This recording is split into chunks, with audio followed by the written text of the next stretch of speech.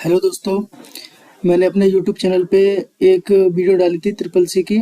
तो उसमें मैंने ट्रिपल सी का सिलेबस भी डिस्कस किया है और ट्रिपल सी का रजिस्ट्रेशन यानी कि फॉर्म को ऐसे ऑनलाइन करना होता है वो भी मैंने बताया। तो वो दोनों वीडियो आपको देख लेनी है और ये दोनों काम करना है। सबसे पहले कि फॉर्म को किस तरीके से ऑनलाइन किया जाता है, ऑनलाइन करने के बाद उसका सिलेबस क्या है, सिलेबस जब आप देख लेंगे तो उसके अकॉर्डिंग ही आपको पढ़ना है।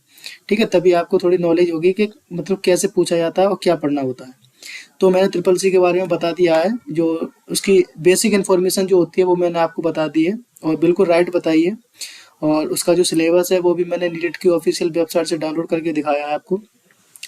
इसमें मैं बताऊंगा आपको आज ओ लेवल के बारे में थोड़ा, कि ओ लेवल क्या है और किस तरीके से उसको किया जाता है। डायरेक्ट करें या इंस्टीट्यूट के थ्रू करें वो भी मैंने बताया था पिछली वीडियो में। तो इसमें आपको ये देखना है कि ओ लेवल को हम किस तरीके से करते हैं, रजिस्ट्रेशन उसका कैसे होता है, फॉर्म उसका कैसे फिल किया जाता है और पेपर उसके कैसे कैसे होते हैं और कितने पेपर होते हैं, प्रैक्टिकल कितने होते हैं, तो ये सब हम देखेंगे। तो देखिए, सबसे पहले मैं आपको उसके पेपर दिखा देता हूँ आज, जो ऑफिशियल मैंने निकाला था लेवल का।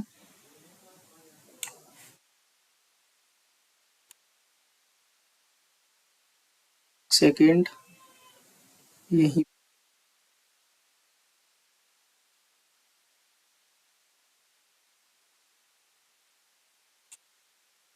ये रहा। देखिए,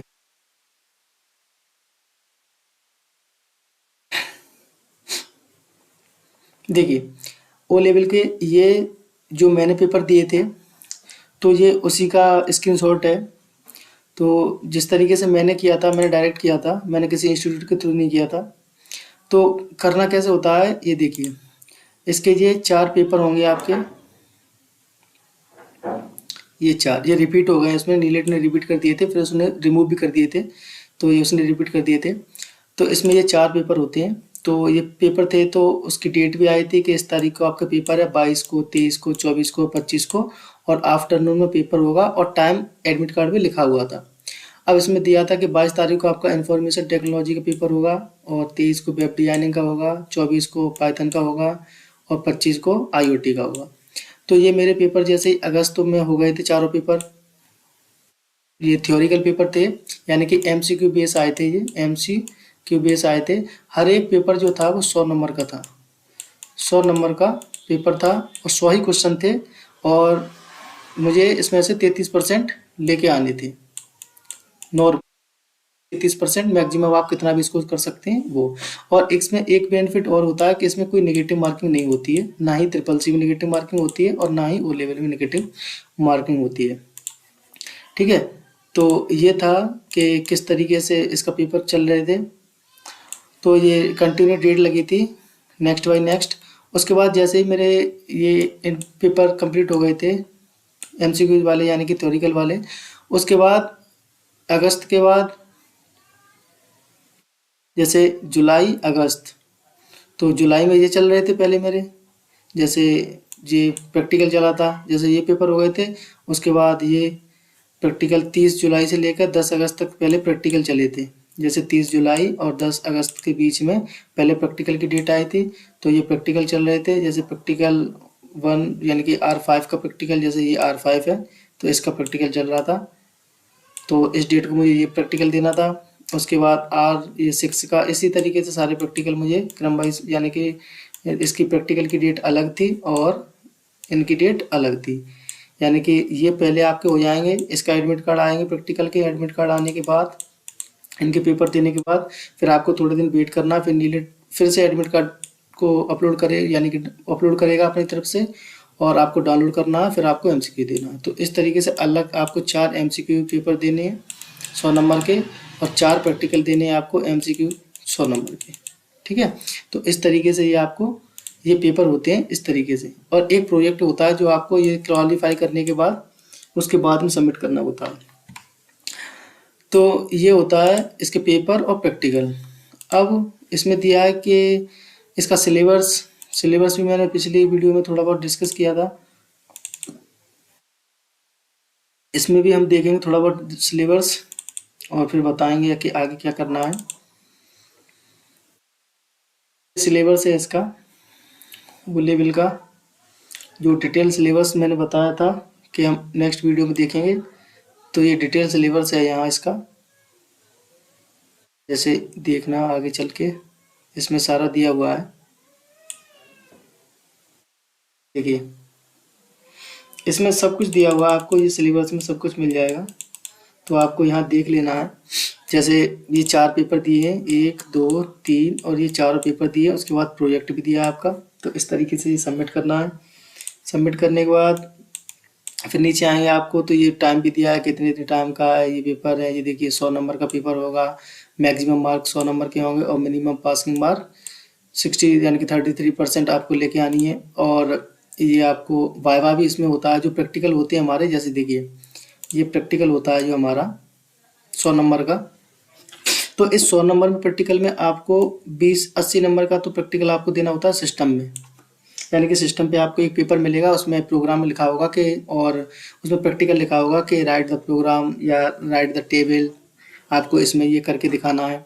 तो आपको लैब में जाना पड़ेगा, लैब में आपको सिस्टम भी मिलेंगे, वहाँ सिस्टम पे आपको बैठा रह जाएगा और आपको अपना रजिस्ट्रेशन नंबर और पासवर्ड डाल के वो सिस्टम लॉगिन कर लेना है। लॉगिन करने के बाद आपको एक पेपर मिल जाएगा और आपको जो पेपर में क्वेश्चन दिए होंगे वो सारे क्वेश्चन आपको करके अपना एक फोल्डर बनाकर उसमें अपना प्रैक्टिकल सेव करके रखना है। उसके बाद जब आपका प्रैक्टिकल हो जाएगा, उसके बाद आपको एग्जामिनर वहाँ पे जो नीट के द्वारा एग्जामिनर आते हैं, तो वो 20 नंबर का वाइवा होता है, यानी कि आपका एक तरीके का इंटरव्यू होता है। तो वो एग्जामिनर आप वाफ के बैठे होते हैं 2 4 या 1, तो आपको यहाँ बैठना है इंटरव्यू की तरह, और वो आपसे क्वेश्चन पूछेंगे तो आपको वो क्वेश्चन का जवाब देना है। एक एक कोई 1 पूछेगा, कोई 2 पूछेगा, कोई कैसे भी पूछेगा, तो उसको इंटरव्यू की तरह हैंडल करना है आपको और उसको क्वेश्चन बताने। तो वो आपके वहाँ पे नंबर देते हैं कि आपके प्रैक्टिकल में या वाइवा में कितने कितने नंबर आपको मिलने चाहिए, तो वो वहाँ पे डिसाइड कर देते हैं। तो यहाँ पर आपको 33 नंबर ये मिल जाते हैं एमसीक्यू में, ठीक है, 100 नंबर में से। और ये 100 नंबर का 80 और 20 100 नंबर का ये हो गया, तो इसमें से भी आपको 33% लेके आना होता है। अब 33% यहाँ आपको लेके आना, 33% यहाँ लेके आना है। अब टोटल 100% देखिए इस तरीके से बनता है, 60% यहाँ, 40% यहाँ, तो इस तरीके से आपका पूरा 100% बन जाता है। और इसमें दिया है कि minimum pass percentage is 50% of total weightage theory plus practical in each modules, ठीक है। तो आपको 50% तो टोटल वेटेज रखना ही रखना है। तो examination pattern of each module paper is tabulated below. तो ये इस तरीके से एमसीक्यूज का और प्रैक्टिकल का, ये देखिए थ्योरी का भी पेपर दिया है, थ्योरी में आपके एमसीक्यू और प्रैक्टिकल में और प्लस वाइवा, प्रैक्टिकल 80 नंबर का और वाइवा 20 नंबर का, ठीक है। अब नीचे आते हैं हम और देखते हैं, जैसे ये देखिए यहाँ पे भी वही दिया गया है कि आपको मैक्सिमम नंबर कितने का होगा, इतने का होगा, और मिनिमम इतना लेके आना है, मैक्सिमम नंबर इतने का, मिनिमम इतने का। जैसे थ्योरी में दिया है, थ्योरी में आपको मैक्सिमम नंबर कितने का होगा, 100 नंबर का होगा, और लेके कितने आने मिनिमम 33%, यानी कि 33 नंबर। प्रैक्टिकल में भी ये दिया है कि यहाँ पर भी मैक्सिमम 100 नंबर का होगा और यहाँ पे कितने लेके आने हैं 33%। अब module marks 60% of theory marks plus 40% practical, जो पिछले मैंने बताया था उसमें भी 100 नंबर का। इसमें से अब टोटल आपको कितना लेके आना है 50%। अगर 100 में से पूरा 50% आ जाता है तो पास हो जाते हैं। जो उसमें दिया था कि मिनिमम 50% नहीं आना चाहिए, मिनिमम 50% से ऊपर होना चाहिए। तो ये इसमें दिया है कि information technology, web designing, programming, और ये 4 आपके थ्योरी के पेपर हो गए इस तरीके से, और 4 प्रैक्टिकल हो गए, ठीक है। तो ये हो गया। उसके बाद हम नीचे आएंगे और यहाँ पर ये दिया है कि पास क्वालिफिकेशन यानी क्वालिफाइंग 33% क्राइटेरिया थ्योरी में, मैंने बताया था कि 33% चाहिए 100 में से, और प्रैक्टिकल में भी 33% चाहिए। तो पास क्वालिफिकेशन 5% यानी 50% क्राइटेरिया, ठीक है। Need to be appear in both theory and practical, दोनों में मिलाकर 50%, ठीक है। और नीचे चलते हैं, यहाँ देखिए ये यहाँ पे दिया है कि पास एंड परसेंटेज में ये भी बताया गया है आपको कि अगर आपके नंबर 80 प्लस आते हैं, 50, वो 33% तो मिनिमम है ना, आप कितना लेके आ सकते हैं, आप कितना पढ़ते हैं, किस तरीके से लेके आते हैं, तो वो डिसाइड करता है आपके ग्रेड पर। अगर आपने अच्छा स्कोर किया है तो देखिए, अगर आपका इक्वल टू ग्रेटर देन 55% है, यानी कि 55% है या इससे ज़्यादा है, ठीक है ना, तो क्या आएगा आपका एस ग्रेड आएगा। और 75% 85% के बीच में है तो ए ग्रेड आएगा। और इतने परसेंटेज से इतने बीच के नंबर रहेंगे तो आपका ये ग्रेड आएगी। यानी कि आपका जिस नंबर के बीच में आपके नंबर रहेंगे, जिस परसेंटेज में आप रहोगे, उस हिसाब से आपको यहाँ पर ग्रेड मिलती है, ठीक है। अगर 50% से देखिए नीचे चले जाएंगे तो आप क्या हो जाएंगे, फेल। यानी कि 50% से अगर नीचे आ गया आपका नंबर तो आप फेल हो जाएंगे, ठीक है। तो फिर आपको दोबारा एग्जाम देना पड़ेगा, और दोबारा एग्जाम देने के लिए आपको पेपर दोबारा लॉक करना पड़ेगा, और दोबारा लॉक पेपर अगर आप करेंगे तो आपको फीस भी दोबारा पे करनी पड़ती है, ठीक है। तो नीचे आते हैं और देखते हैं, इसमें ये दिया है कि student registered through O level, यानी कि इंस्टीट्यूट के थ्रू, यानी कि आरटीआई सर्टिफिकेट 2 ईयर्स, यानी कि ये सब कर सकते हैं यार। इसमें दिया है RTI certificate 1 year after class 10th, यानी एक्सपीरियंस क्वालिफिकेशन। तो student registered through O level, इस ओ लेवल पे आप रजिस्ट्रेशन इस तरीके से कर सकते हैं, आपके पास ये होना चाहिए। इसमें से कुछ भी हो, आपके पास 12th हो, आईटीआई सर्टिफिकेट 1 ईयर, ये सब हो, ओ लेवल अपीयर्ड सक्सेसफुली, ये सब चीज़ें इसमें क्वालिफिकेशन दी हुई है, यहाँ पे देखिए। यानी कि ओ लेवल की जो एलिजिबिलिटी क्राइटेरिया दी है वो यहाँ पर दी हुई है कि ओ लेवल के लिए आपको क्या क्या होना चाहिए, किस किस तरीके से आप ओ लेवल कर सकते हैं। The eligibility criteria of registration for registration at O level is as follow.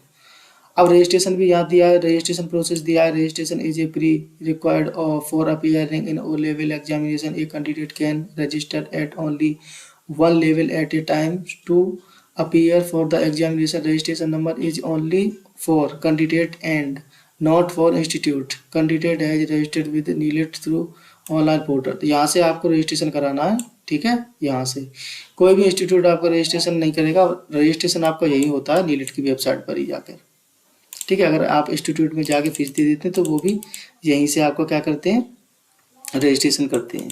तो आपको खुद ही रजिस्ट्रेशन कर लेना है, और अपनी प्रोफाइल आपको अपनी बना लेनी है, आई कार्ड अपना डाउनलोड कर लेना है। वरना फिर वो लोग बना देते हैं तो आपको ना आई कार्ड देते हैं, ना कुछ आपको रजिस्ट्रेशन नंबर देते हैं, ना पासवर्ड देते हैं, कुछ भी नहीं देते हैं आपको, ठीक है। तो इस चीज़ से बचना है आपको। और नीचे आते हैं, ये इसमें दिया देखिए, ये भी दिया है कि जो हमारे एग्जाम होते हैं नीलेट के, वो 4 जनवरी एग्जाम साइकिल होता है, एक हमारा जुलाई एग्जाम साइकिल होता है। यानी कि जो ओ लेवल है वो हमारा 1 ईयर का तो कोर्स है, और एक साल में 2 साइकिल होती हैं। यानी कि 1 जनवरी में पेपर होते हैं इसके, और 1 जुलाई में पेपर होते हैं। यानी कि 6 मंथ बाद इसके पेपर होते हैं। अगर आपने जनवरी में मान लीजिए चारों पेपर क्वालिफाई कर लिए तो आपको जुलाई में देना ही नहीं है, आपका 1 साल का कोर्स वैलिड हो गया। अगर मान लीजिए आपने 3 पेपर जुलाई में क्लियर कर लिए, एक पेपर बचा आपका, तो वो आप जनवरी में दे सकते हैं। अगर आपने जनवरी में एक पेपर क्वालिफाई किया, 3 बचे, तो आप जुलाई में दे सकते हैं। अगर मान लीजिए आपने जनवरी में चारों पेपर दिए, आपने 2 पेपर में पास हो गए, और फिर 2 पेपर आपके बचे तो आपने जुलाई में दे दिए। अब जुलाई में जो आपने पेपर दिए उसमें से आप एक में फेल हो गए और एक में पास हो गए, तो आप टोटल कितने में पास हो गए, आप 3 में, बचा कितना, 1। तो आप नेक्स्ट ईयर जो साइकिल आएगा उसमें आप दे सकते हैं जो आपका पेपर जो इसमें आप फेल हो गए, क्योंकि इसका रजिस्ट्रेशन जो होता है 1 ईयर से लेकर 5 ईयर तक होता है, ठीक है। तो यानी कि 5 साल में अगर आप फेल भी होते हैं ना, तो आप इसके बीच में आप कर सकते हैं, ये पेपर दे सकते हैं। तो ये 2 साइकिल्स होती हैं इसकी, यानी कि एग्जाम साइकिल्स होती हैं जुलाई और जनवरी।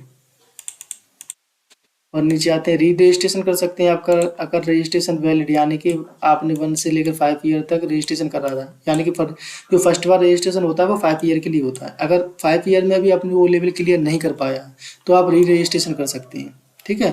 आपको नीलेट द्वारा से री रजिस्ट्रेशन करने का अवसर देता है, तो आप जब वो नोटिफिकेशन देगा तो आपको री रजिस्ट्रेशन करना है, और री रजिस्ट्रेशन का 500 रुपये आपको फिर से पे करना है। तो वो क्या होगा, आपका जो रजिस्ट्रेशन है वो 5 साल के लिए फिर से एक्सटेंड हो जाएगा, ठीक है। 5 साल के लिए वो फिर से एक्सटेंड हो जाएगा, तो आप फिर उसमें अपना पेपर दे सकते हैं। तो ये री एग्जाम के लिए दिया है कि किस तरीके से 5 year to clear the left over paper as submitting field in registration application and re registration fees with, यानी कि री रजिस्ट्रेशन दोबारा रजिस्ट्रेशन कराएंगे तो आपको उसको फीस पे करनी पड़ेगी, ठीक है। उसकी भी फीस आपको पे करनी पड़ती है दोबारा रजिस्ट्रेशन की। अब नीचे आते हैं, और यहाँ दिया है प्रैक्टिकल एग्जामिनेशन स्कीम दी है। तो ये देख लाना है, जैसे 100 नंबर में से मैंने बताया था कि 80 नंबर का प्रैक्टिकल आता है, 20 नंबर का वाइवा आता है, जो यानी कि वाइवा बॉयज़। तो ये दिया है डेट प्रैक्टिकल, यानी कि इसमें दिया है date for practical examination will be announced on NIELIT website. NIELIT की वेबसाइट पर ही डेट इसकी अनाउंस्ड होती है प्रैक्टिकल की। For 3 hours duration include viva voice voice, ठीक है। तो ये देख लेना आपको। उसके बाद यहाँ देखेंगे अब हार्डवेयर रिक्वायरमेंट। तो रिक्वायरमेंट ये होती है प्रोसेसर, ये इसमें नहीं है सिलेबस में ही आपको ये पढ़ना है कि हार्डवेयर में क्या क्या पूछ सकता है। तो वो नेटवर्किंग में ये दिया है, अदर में दिया आर्डिनो यूनो, ये आईओटी में पढ़ना होता है, पार्टिकुलरली सॉफ्टवेयर। तो ये सिलेबस अब यहाँ से आपका देखने को मिल रहा है कि हमें किस किस तरीके से कैसे कैसे पढ़ना है। जैसे हार्डवेयर में, सॉफ्टवेयर में, जैसे compiler, interpreter, antivirus, IoT, Arduino, IoT में क्या पढ़ना है, जैसे ऑपरेटिंग सिस्टम में लिनक्स ऑपरेटिंग सिस्टम पढ़ना, उबंटू ऑपरेटिंग सिस्टम पढ़ना, एनओएस में लिनक्स पढ़ना है, सॉफ्टवेयर पैकेज में ये सब दिया है, प्रेजेंटेशन, लिब्रे ऑफिस। इसमें देखिए ट्रिपल सी में हमें क्या पढ़ना होता है, ट्रिपल सी में हमें सिर्फ और सिर्फ लिब्रे ऑफिस पढ़ना होता है, ठीक है ना। लेकिन इसमें हमें दोनों चीज़ पढ़नी होती है, लिब्रे ऑफिस भी पढ़ना होता है और इसमें हमें एमएस ऑफिस भी पढ़ना होता है। दोनों, इसमें दोनों कवर करके चलना पड़ता है। उसके बाद antivirus standard, compiler, interpreter, Python में ये आपको पढ़ने को मिलते हैं प्रोग्रामिंग में, ठीक है, प्रोग्रामिंग ट्रांसलेटर होते हैं। आईओटी में आपको आर्डिनो यूनो आईडी पढ़ना है। आर्डिनो आईडीई क्या है, ये एक सॉफ्टवेयर होता है, ओपन सोर्स सॉफ्टवेयर होता है, जिसपे आप प्रोग्रामिंग करते हैं आईओटी की, और आर्डिनो यूनो पे आप देखते हैं प्रैक्टिकल। तो ये आप जब पढ़ेंगे ना सिलेबस में तो आपको पता चलेगा कि कैसे क्या करना होता है इसमें। और ये दिया है इसमें रिवीजन मॉड्यूल्स। पहले मॉड्यूल जो था वो आपका 4 चलता था, लेकिन अब जो मॉड्यूल है न्यू सिलेबस के साथ रिवाइज सिलेबस के, वो क्या हो गया है, चेंज हो गया है, यानी कि 5 हो गया है। पहले 4 था, 5 हो गया है, ठीक है। तो आगे देखते हैं। दिया है मॉड्यूल ड्यूरेशन दिया है। अब देखिए यहाँ से आपका सिलेबस स्टार्ट होता है, ये देखिए आउटलाइन ऑफ मॉड्यूल, यहाँ से ड्यूरेशन दी है, और थ्योरी और प्रैक्टिकल यहाँ से दिया है। मॉड्यूल यूनिट ड्यूरेशन, यानी कि आपकी यहाँ से यूनिट स्टार्ट हो जाती है, जैसे यहाँ से सिलेबस आपका स्टार्ट हो जाता है कि आपको किस तरीके से पढ़ना है। देखिए तो ये पूरा पीडीएफ डला हुआ है मेरे टेलीग्राम पे। तो ये शॉर्ट में दिया है सिलेबस इस तरीके से, ये दिया है कि यानी कि राइट इन मार्क्स मैक्सिमम इतने इतने नंबर का ये आता है। जैसे कि मान लीजिए जो फर्स्ट पेपर आता है आपका आईटी का, इंफॉर्मेशन टेक्नोलॉजी का, तो वो 100 नंबर का आता है।